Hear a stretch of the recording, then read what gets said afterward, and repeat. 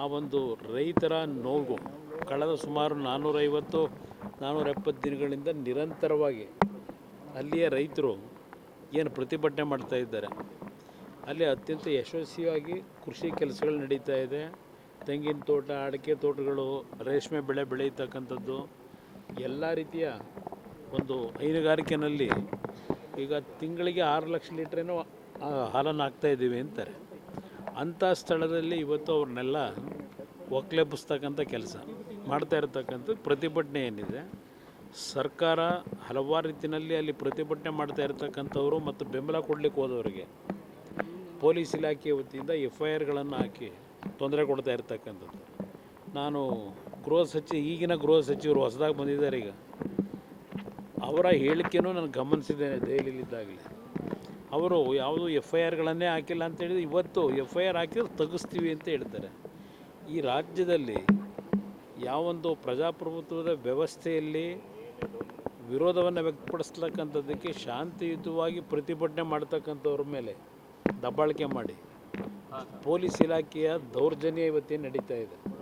ಅದ್ರ ಜೊತೆಗೆ ಕೆಲವು ರೈತ ವಿರೋಧಿ ನೀತಿ ಅನುಸರಿಸ್ತಾ ಇರ್ತಕ್ಕಂಥ ಜನಪ್ರತಿನಿಧಿಗಳು ಸಹ ಇದಕ್ಕೆ ಭಾಗಿಯೇನಾಗಿದ್ದಾರೆ. ಬಹುಶಃ ಯಾವುದೇ ಆದಿಸೂಚಿಯನ್ನು ಹೊರಡಿಸಿದ್ರು ಅಲ್ಲಿ ರೈತರು ಅದಕ್ಕೆ ಒಪ್ಪಿಗೆ ಕೊಟ್ಟಿಲ್ಲ. ರೈತರಿಂದ ಯಾವುದೇ ರೀತಿಯ ಒಂದು ಮೀಟಿಂಗ್ಗಳು ಮಾಡದೆ ಸುಮಾರು 3,500 ರೈತರು ಕುಟುಂಬಗಳೇನಿದ್ದಾವೆ ಎಲ್ಲರಲ್ಲಿ 80% ವಿರೋಧ ಇದೆ. ಅಂಥ ಪರಿಸ್ಥಿತಿನಲ್ಲಿ ಇವತ್ತು ಸರ್ಕಾರ ಒಂದು ರೀತಿ ದಬ್ಬಾಳಿಕೆ ಮುಖಾಂತರ ನಾವು ಮಾಡಿದ್ದೇ ತೀರ್ಮಾನ ಅಂತಕ್ಕಂಥ ರೀತಿಯಲ್ಲಿ ಹೊರಟಿದ್ದಾರೆ. ಇವತ್ತು ಹಲವಾರು ಪ್ರದೇಶದಲ್ಲಿ ಡ್ರೈ ಲ್ಯಾಂಡ್ ಇರ್ತಕ್ಕಂಥ ಏರಿಯಾಗಳಿದೆ. ಅದನ್ನು ಇವತ್ತು ಐಡೆಂಟಿಫೈ ಮಾಡಿ ಏನು ಬೇಕಾದರೂ ಅಭಿವೃದ್ಧಿಗೆ ಇವತ್ತಿನ ಸಮಸ್ಯೆಗಳ ಪರಿಹಾರಕ್ಕೆ ಜಾಗವನ್ನು ಹುಡುಕಲಿ. ಇಲ್ಲಿ ಯಾರು ರೈತರು ನಿಜವಾಗಿ ಇವತ್ತು ನಿಜವಾದ ಕೃಷಿಯನ್ನು ಮಾಡ್ತಾ ಇದ್ದಾರೆ, ಇವತ್ತು ಅಂಥ ರೈತರನ್ನ ಒಕ್ಲೆಬ್ಸೋದ್ರಿಂದ ಇವತ್ತು ರಾಜ್ಯದಲ್ಲಿ ರಾಷ್ಟ್ರದಲ್ಲಿ ರೈತರಿಗೆ ಇವತ್ತು ಬೆಂಬಲ ಕೊಡಬೇಕು ಅಂತಕ್ಕಂಥದ್ದು ಒಂದು ಕಡೆ ಹೇಳ್ತೀವಿ.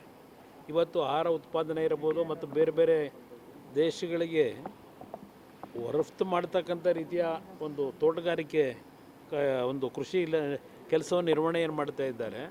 ಆ ಭಾಗದಲ್ಲಿ ಜನ ಇವತ್ತು ಈ ಕೃಷಿಯಿಂದ ಉತ್ತಮವಂತ ಬದುಕನ್ನು ಇವತ್ತು ಅವ್ರು ಕಾಣ್ತಾ ಇದ್ದಾರೆ. ಅಂಥ ಭಾಗದಲ್ಲಿ ಇವತ್ತು ನಾನು ಮಾಡಲೇಬೇಕು ಅಂತ ಹೇಳಿ ಏನು ಹೊರಟಿದ್ದಾರೆ.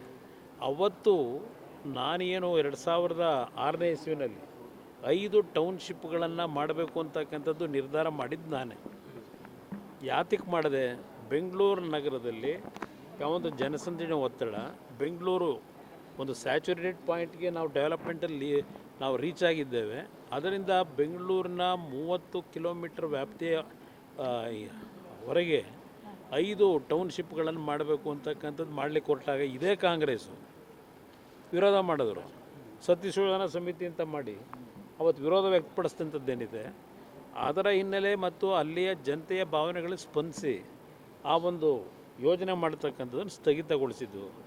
ಈಗಿನ ಸರ್ಕಾರದಲ್ಲಿ ಏನು ಬೆಂಗಳೂರು ದಕ್ಷಿಣ ಅಂತಕ್ಕಂಥ ಒಂದು ವ್ಯಾಪ್ತಿಯನ್ನು ಇವತ್ತೇನು ವಿಸ್ತರಣೆ ಮಾಡಿ ಈ ರೀತಿಯ ಜನವಿರೋಧಿ ನೀತಿಯನ್ನು ಮಾಡಲಿಕ್ಕೆ ಹೊರಟಿದ್ದಾರೆ. ಬಹುಶಃ ಅಲ್ಲಿಯ ರೈತರು ಅವ್ರಿಗಿರ್ತಕ್ಕಂಥದ್ದು ಈಗ ಕಾನೂನು ಹೋರಾಟ ಮಾಡಬೇಕು. ಪಾಪ ಪ್ರಿಯಾಂಕಾ ಖರ್ಗೆ ಅವ್ರು ಹೇಳಿದ್ದಾರೆ ಕಾನೂನಲ್ಲಿ ಹೋರಾಟ ಮಾಡಲಿ ಅಂತ ಹೇಳಿ. ನಿಮಗೆ ರೈತರ ಬಗ್ಗೆ ಇಷ್ಟು ಗೌರವ ಇಟ್ಕೊಂಡಿದ್ದೀರಿ ಅಂತಕ್ಕಂಥದ್ದು ಇಲ್ಲೇ ಗೊತ್ತಾಗ್ತದೆ. ಇವತ್ತು ಅಲ್ಲಿ ನೋಡಿದ್ರೆ ದೊಡ್ಡಬಳ್ಳಾಪುರ ಭಾಗದಲ್ಲಿ ಅಲ್ಲೂ ರೈತರ ಮೇಲೆ ದಬ್ಬಾಳಿಕೆ ನಡೀತಾ ಇದೆ. ಅಲ್ಲಿ ಇವಾಗ ಅದರ ಜೊತೆಗೆ ಅಶೋಕ್ ಅವರು ಮೊನ್ನೆ ಹೇಳಿರ್ತಕ್ಕಂಥದ್ದು ಗಮನಿಸಿದೆ. ಇಲ್ಲಿ 10,000 ಕೋಟಿ ವ್ಯವಹಾರ ನಡೀತದೋ ಇನ್ನೊಂದು ಬೆಳೀತೋ ಅದೆಲ್ಲ ಬೇರೆ ಇರಲಿ.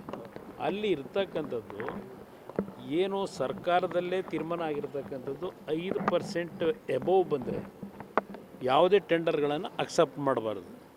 ಇಲ್ಲಿ ಯಾವೊಂದು ಘನತ್ಯಾಜ್ಯ ವಿಲೇವಾರಿಗೆ ಏನು ನಡೀತಾ ಇದೆಯಲ್ಲ 30 ವರ್ಷಕ್ಕೋ 38 ವರ್ಷಕ್ಕೋ ಇದೆ. ನಾನು ಇನ್ನೂ ಅದರ ಬಗ್ಗೆ ಚರ್ಚೆ ಮಾಡಲಿಕ್ಕೆ ಹೋಗಿಲ್ಲ.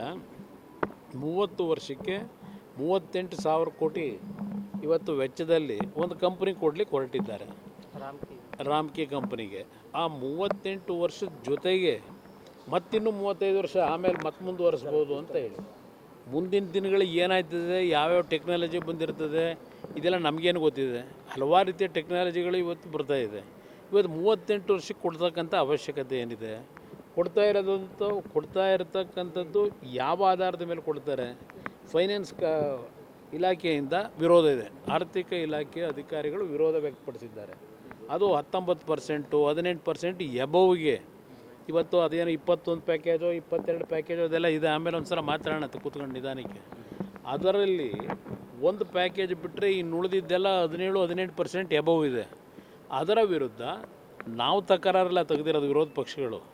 ನಿಮ್ಮ ಇಲಾಖೆಯ ಅಧಿಕಾರಿಗಳು ಇವತ್ತು ತಕರಾರು ತೆಗೆದಿರ್ತಕ್ಕಂಥದ್ದು, ವಿರೋಧ ವ್ಯಕ್ತಪಡಿಸಿರ್ತಕ್ಕಂಥದ್ದು ಅಲ್ಲೇನೆ. ಇದೇನೋ ಕಮಿಟಿಯನ್ನು ಮಾಡ್ಕೊಂಡ್ರಲ್ಲ, ಆ ಕಮಿಟಿ ವರದಿ ಏನು ಕೊಟ್ಟರೋ ಗೊತ್ತಿಲ್ಲ. ಆ ಕಮಿಟಿ ಇವರೇನು ಹೇಳ್ತಾರಲ್ಲ ಅದಕ್ಕೆ ಕೆಬ್ಬಟ್ಟೋತಾರೆ ಈಗಿನ ಕಮಿಟಿ. ಏಕೆಂದರೆ ಎಲ್ಲರಿಗೂ ಬುಲ್ಡೋಸ್ ಮಾಡ್ತಕ್ಕಂಥ ವ್ಯಕ್ತಿ. ಅದರಿಂದ ಇದು ದೊಡ್ಡ ಒಂದು ಅನಾಹುತ ಬೆಂಗಳೂರು ನಗರದ ನಾಗರಿಕರ ಮೇಲೆ ಹೊರೆ ಆಗ್ತಕ್ಕಂಥದ್ದು ಇದೆ. ಅದರಲ್ಲಿ ಯಾವ ಸಂಶಯ ಇಲ್ಲ.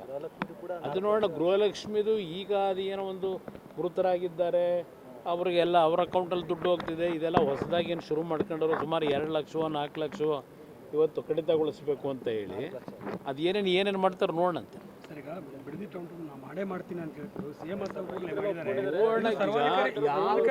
ಬರೋಕೆ ಹೇಳಿ ಜೊತೆಲಿ ಹೋಗೋಣ. ಅಲ್ಲ, ಒಂದು ನಿಮಿಷ ಮುಖ್ಯಮಂತ್ರಿಗಳಿಗೆ ಆಹ್ವಾನ ಕೊಡೋಣಂತೆ, ಹೋಗೋಣಂತಲ್ಲಿ ಜನಗಳ ಹಳ್ಳಿಗಳಿಗೆ ಹೋಗೋಣ.